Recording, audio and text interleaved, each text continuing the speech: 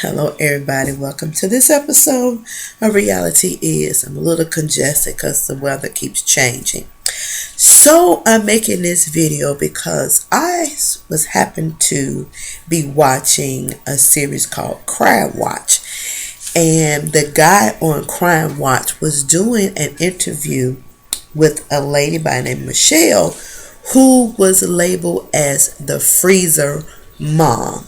She killed her son and her daughter, and she placed them in the freezer on top of each other. Now, when she went to court, she just confessed. She didn't waste no time. She said she did it. She wasn't sorry. And the judge asked her, was she sure? And she says yes, she's not sorry.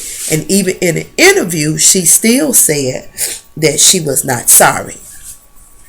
And her daughter, she meant to kill. Her reasoning was that her other children were sexually abusing her son. She made mention that they were demons, the ones that she killed.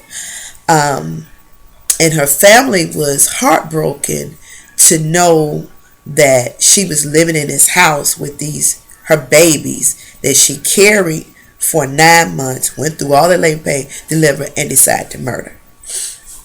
Well, this is becoming the norm as of late.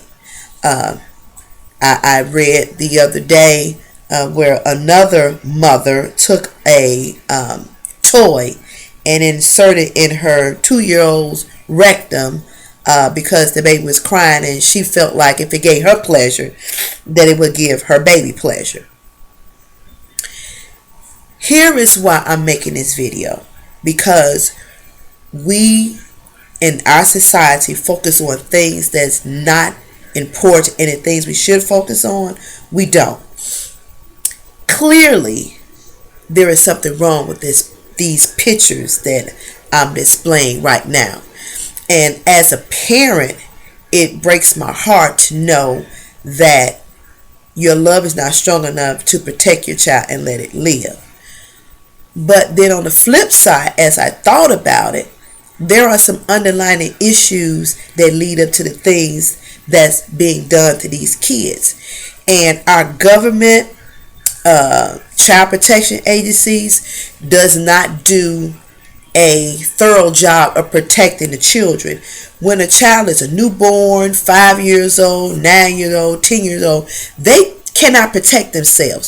So they assuming that their parent will be the one that will protect them. But if the parent is the one who's causing the harm to the child, then who is left to protect them and their rights?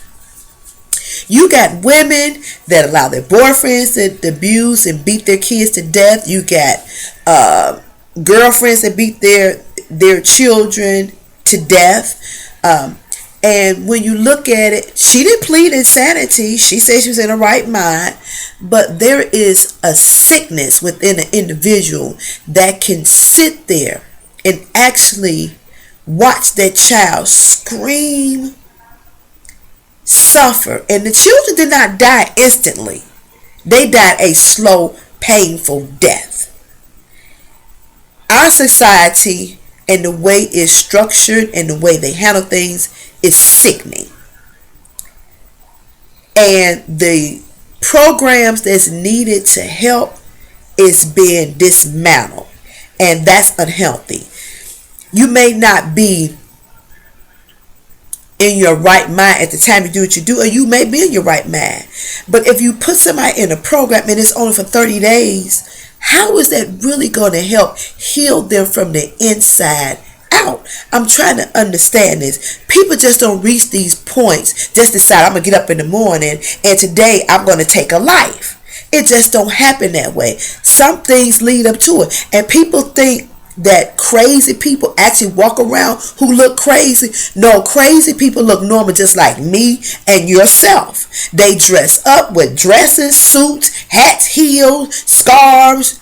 They're well manicured and all that stuff. So don't think that all crazy people look crazy.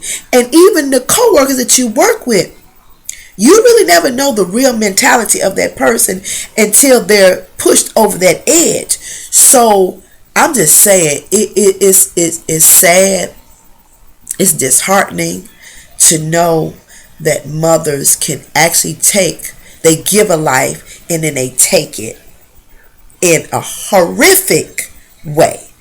And in our society, the child protection services is not doing a good job, because if they was, the percentage of children that's dying by the hands of their parents would decrease. That's all I'm saying.